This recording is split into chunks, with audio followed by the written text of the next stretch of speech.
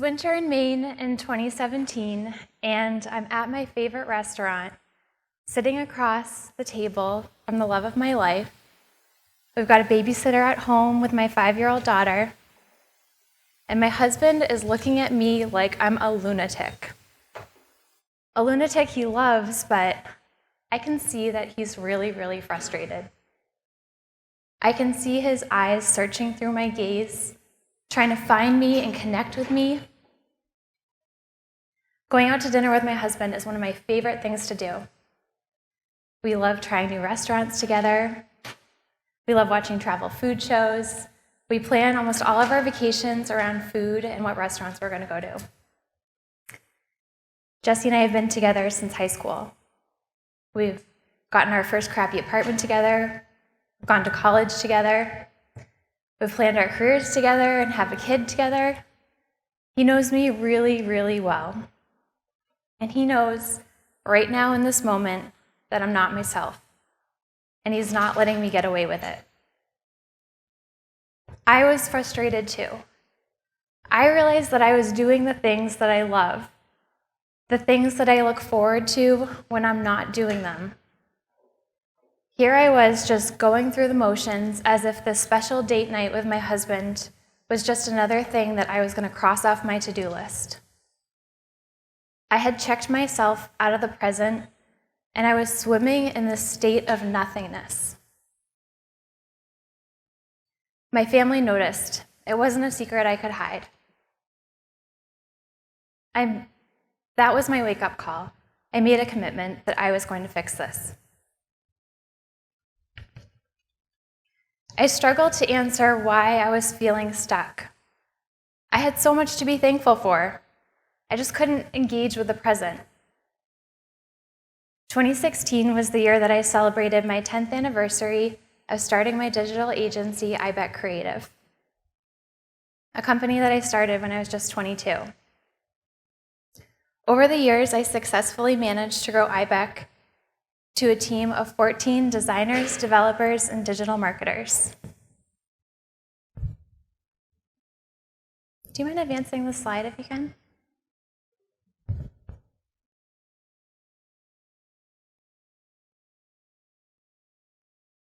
We work with New England retailers and manufacturers to help build and grow their e-commerce websites and digital marketing campaigns. When my company turned 10, I felt like I was a grown-up business. I felt like I had earned this badge of honor. I felt like I finally had the confidence that I could survive any curveball that came my way. I had earned the respect of my community. I created a company that was stronger than me. I created a culture that I was proud of. By all means, things were going really well at iBeck, so I just couldn't understand why I was trapped in this funk. At home, I had so much to be thankful for. My daughter thinks that I'm the best mom in the whole entire world, and my husband is an amazing dad, and even after all these years, he still makes me feel like I'm number one. We have a cute home by the water, and we love taking our small boat out on the islands of Casco Bay and exploring Maine. I had every reason to be blissfully happy. Despite all of it, I couldn't find a way to escape from the sea of nothingness that was stealing me from the present. I made a commitment at dinner with my husband that I was going to get better, and I was going to figure this out. I was going to bring back Becky. This is iBeck.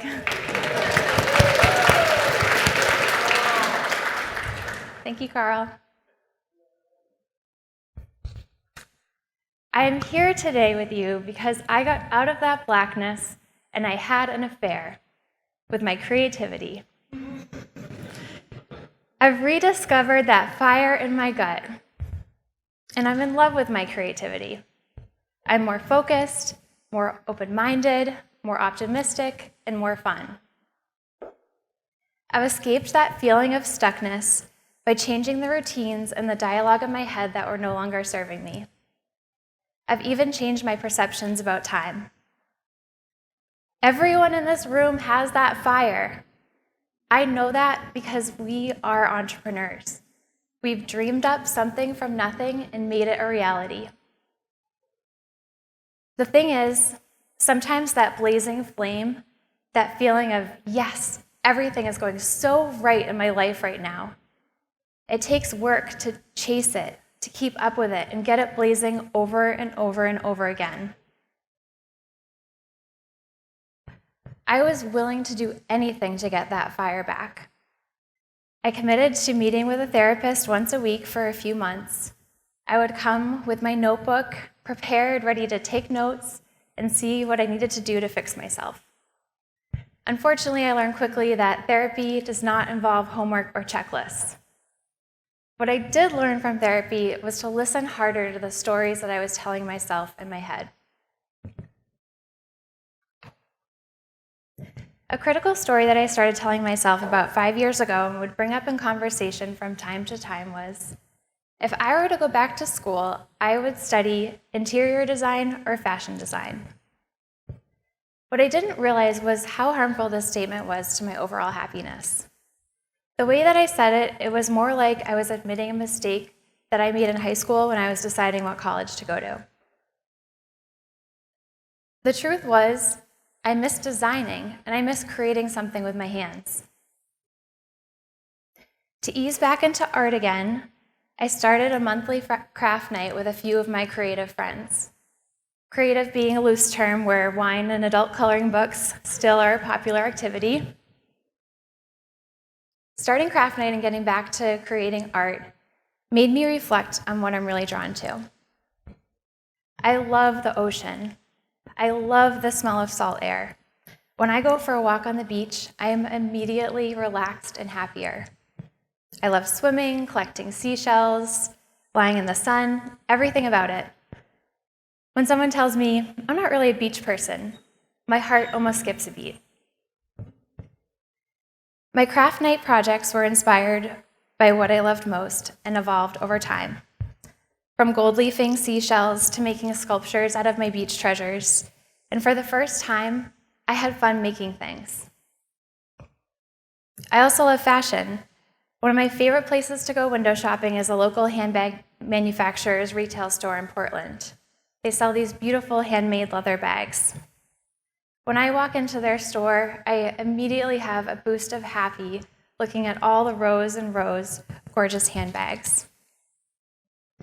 One day in the summer of 2017, I discovered a creative gold mine in the back of the store.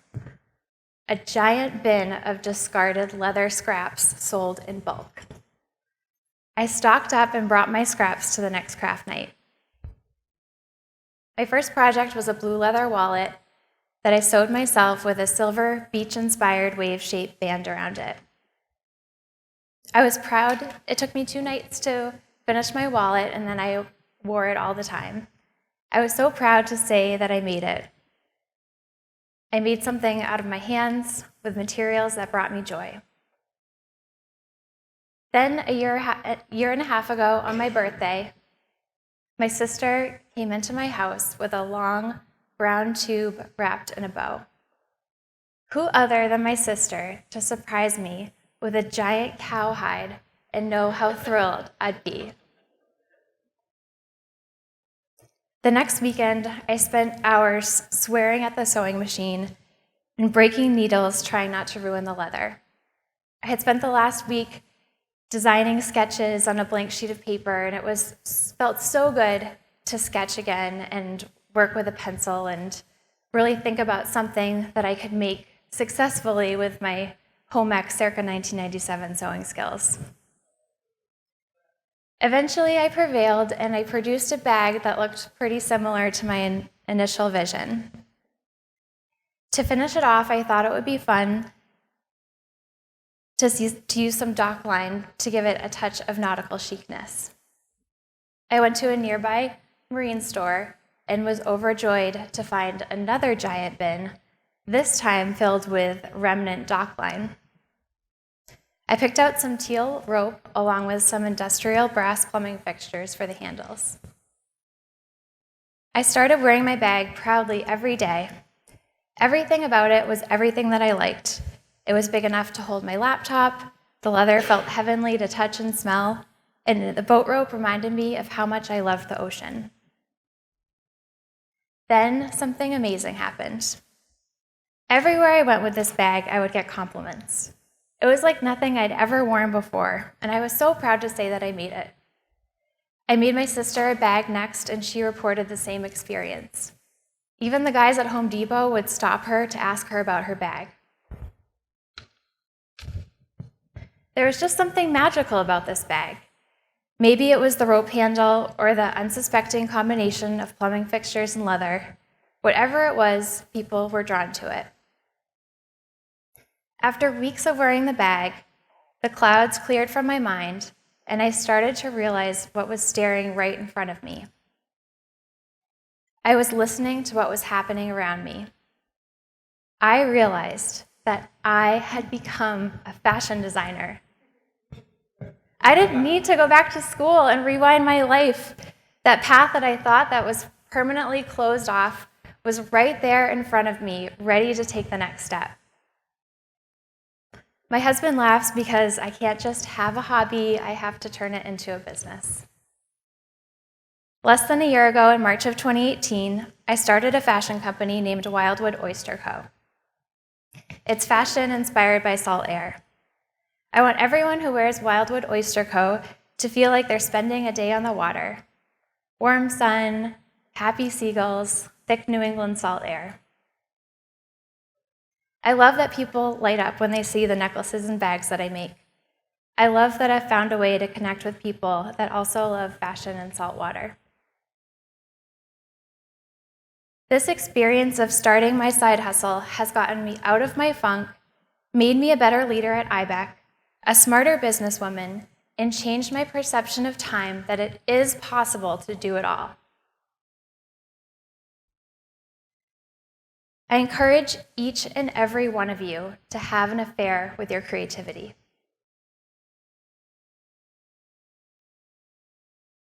The first thing that you have to do if you're going to have a successful affair with your creativity is change your perception of time.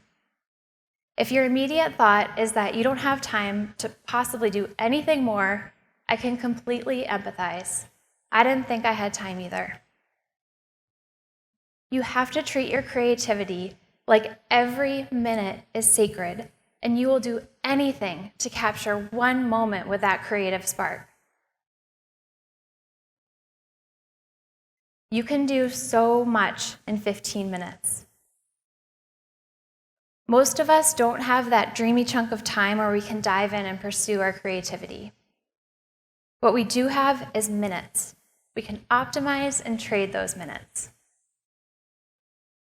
Remember when you first fell head over heels in love? When you couldn't stop thinking about that special person?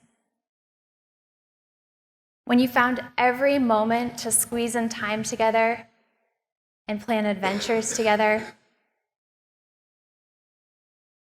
When you squeezed every juicy moment together? What if that was how you felt about your creativity? When I started to look for time to have an affair with my creativity, I found it everywhere. It's amazing where you can find time. It's almost like you can bend time once you start looking for places to seize your creativity. I'm finding the cracks in my day where I can fill time with things that fuel my soul. When I trade out my time in 15-minute chunks, I'm not affecting whether or not I'm going to miss doing something else important. I just prioritize my next trade-off. During the summer, I regularly found 15 minutes on my way to work to take a detour after getting my daughter off to camp. I would make a quick stop at the harbor to take pictures of my bags and necklaces for marketing and social media posts. This brought so much happiness to me. I could start off my day outside in the morning Maine summer sun by the ocean. It was time that I would have normally used to check emails. This was extra filler time that I did not need to do what I'd always done. I broke my normal routine and traded out boring, busy work time for creative time. The easiest way to create time for ourselves is to stop looking at our phones as much as we do. It is so easy to lose 15 minutes on your phone scrolling mindlessly through your feed. Give back that time to yourself. Think of your creative time like a treasure hunt. It is currently buried in your whirlwind of tasks, but it does exist and you have to find it. What do you do that does not bring you joy that you can trade out for creative time?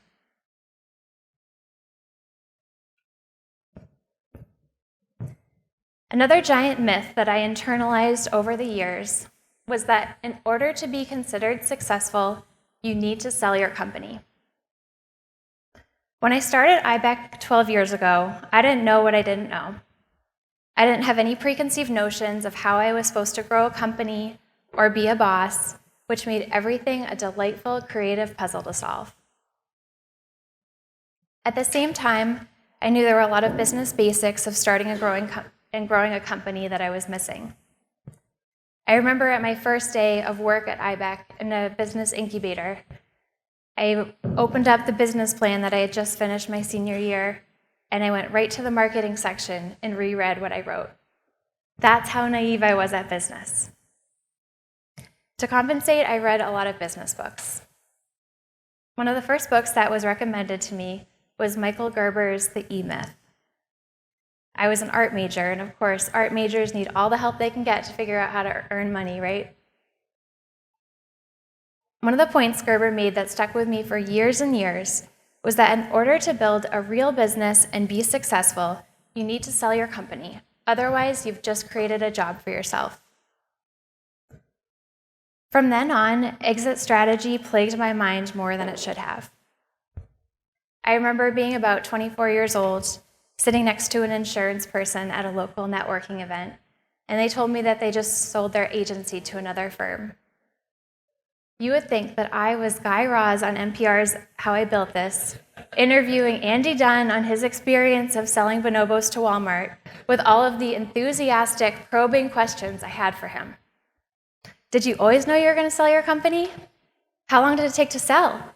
Did you know the company that bought you before they bought you? What are you doing now? Are you starting another business? In my head, I wanted to build a business that Michael Gerber would be proud of. I would catch myself during the most difficult times at IBEC feeling like I was failing as a leader because I'd created a company that no one would ever want to buy. I was desperately wanting to make sure that there was a point to all of it. And when things were going great at IBEC, I would think, is this the time when I'm supposed to sell? Am I most acquirable at this moment? Why would I want to sell when I'm so happy right now? The solution to all this toxic thinking, I discovered, is to change your mindset to never sell your company. In 2016, I attended Owner Summit in Atlanta, and I listened to Blair Enns talk about Blairtopia.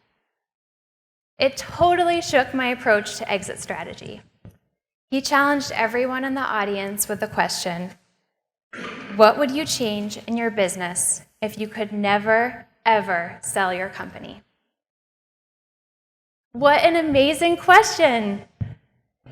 It was the first time that someone ever told me the opposite of what I had learned 10 years earlier from Michael Gerber.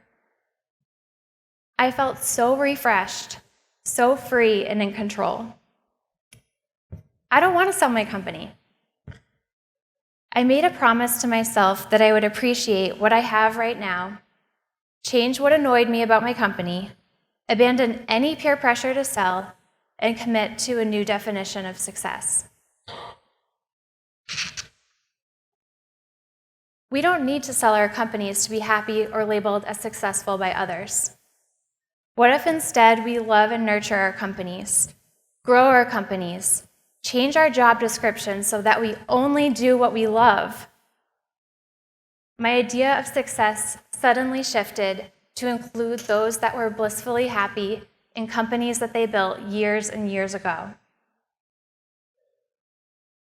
On the plane ride home from Owner Summit in Atlanta, I drafted a presentation to the team at IBEC of all the things that I was going to change about my company.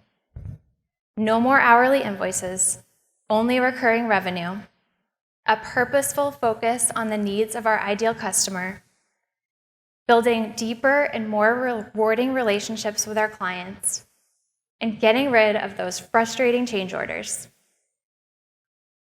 It took time to get IBEC into ship shape. At first, I met with all of our large clients to let them know about our new membership model.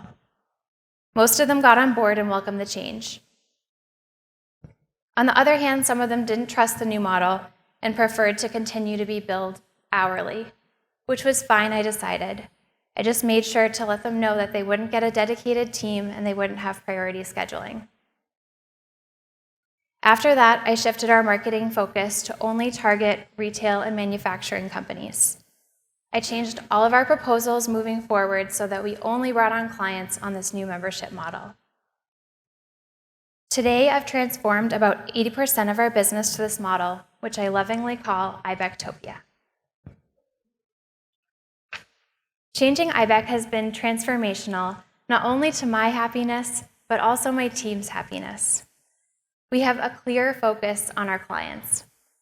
You would think this would be an obvious statement, but in the past, process initiatives often distracted us from the needs of our clients. We were always focused on the rules, standard operating procedures, saying no. With our monthly membership, we're able to say yes to all of our client requests. We're able to predict and more confidently schedule our work. And frankly, it's more fun working with clients now because we don't have to fight those frustrating change orders.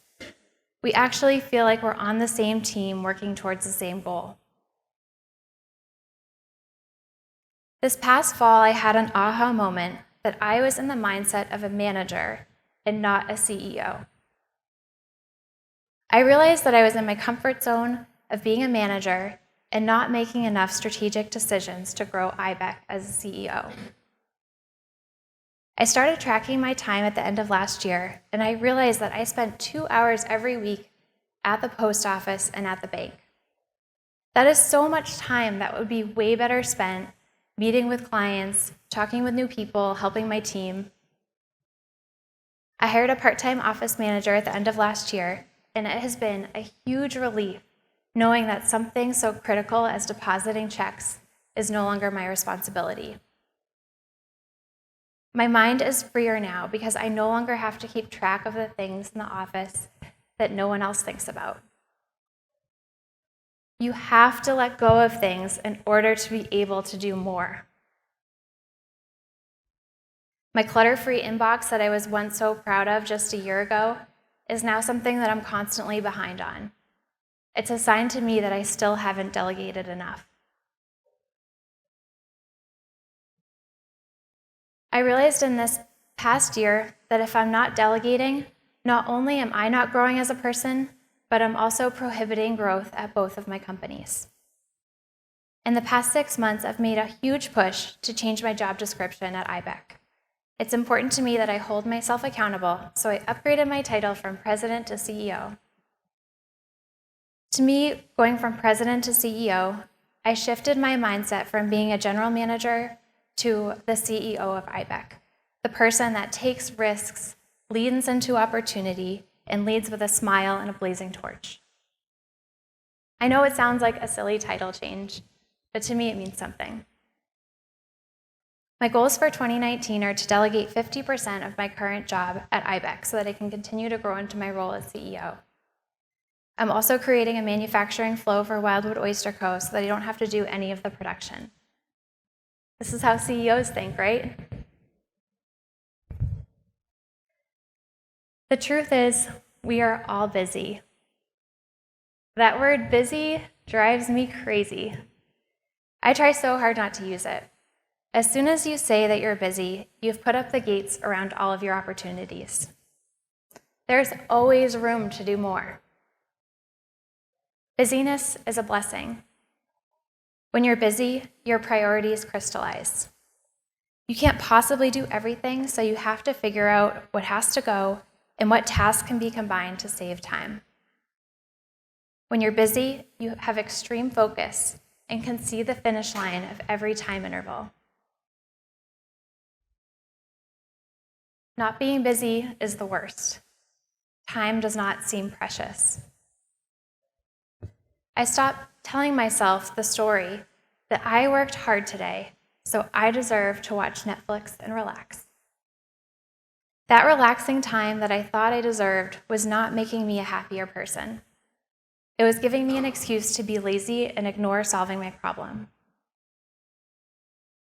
If you're not busy and not happy, you have to change your routine. Do anything and everything differently until you can break the curse. Change your gym, change what time you get up, change your route to work, stop off at the beach. Change your coffee shop, change who you have lunch with. Something will open up a new path for you. You just have to change treadmills, and then you'll start to see things differently. Thing is, to have a side hustle, an affair with your creativity, whatever you want to call it, you have to really, truly want to do everything that you're doing. Before starting Wildwood Oyster Co., I started another side hustle turned business with 2 other partners. It didn't fuel my creativity. I didn't have that same spark about employee communications that I do with creating handbags and necklaces. Make your side hustle worth it. Make sure it's one that gets you in the gut, where you feel that fire and it truly brings you joy every time you think about it.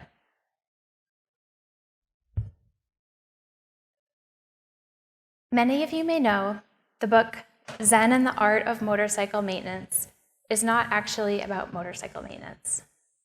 Owning a business is not always about feeling awesome and having all the answers. What is important is that you constantly reconnect with your creativity and your fire. Listen to the stories that repeat in your head of why you are the way you are. What does it say about what you think is missing in your life? You do have time to start something new without abandoning the company that you've built. You don't need to choose one thing. You do have time to do more of what you love.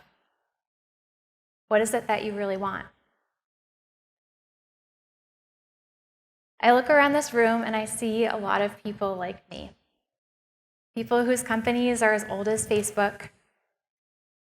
Also people that have hit and passed the 10-year mark. People with families, office buildings, employees. It can be hard to fathom how you have time to do what you've always wanted to do. Write a book, have a gallery show, start a band, build an app. Whatever it is, it's easy to say that we're busy and put off our creativity.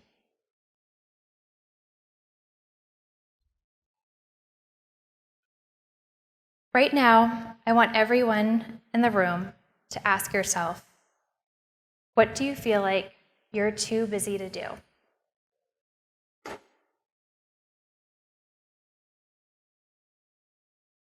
Listen to the answer that you just told yourself. That could be what's blocking your happiness. I'm challenging you to make time for it, to have an affair with it. You aren't too busy. Rekindle and nurture your creativity. Don't give up on finding that fire inside of you just because you've settled into your career. You do have time. Start your treasure hunt today. Thank you. All right, thank you, Becky. We do have time for Q&A. If anyone has any questions. Questions on side hustle, questions. And there we go. Thank you, Becky. Whoa. I bet it was me. I bet I did it. So, there we go. Big Ben. Hey there. Awesome. I'm curious, can you talk a little bit about how much time you spend on IBEC and how much on the other company and what happened to that one in between? And I'm just curious about the timing because you said you have figured out how to have more time. So how much and how did you do it? I would say that the biggest change that I made was when I had referenced in my talk when I started tracking my time. Like I had heard that so many times throughout my career, and I was like, I already know what I spend my time on. But when I actually started looking at it to the minute throughout my day, I just realized how much waste that there was and how many things that I was doing that was not adding value, or I could just not do at all. So that was a huge part of just like delegating more so that during the day, so sometimes I do wake up early and I do work late. It's not something that I do all the time. I still watch Netflix, just don't watch Netflix every night. But you just find windows in your day, and I like to think about it in 15-minute chunks. Like it's really, really hard to envision I'd love to take a week off to come up with like a bunch of new product designs and like go talk with all these manufacturers and meet with all these people, but I can't do that right now. So I have to see what I can do in 15-minute chunks to keep moving the ball forward. So whether that's time during my workday at IBEC, but also like looking at the number of coffee meetings I was having with people, like that is a huge time suck. And like make sure every coffee meeting you have is like actually worth it, or instead of it being an hour, make it a half hour. Just you gotta like own your time and find places to work on your creativity.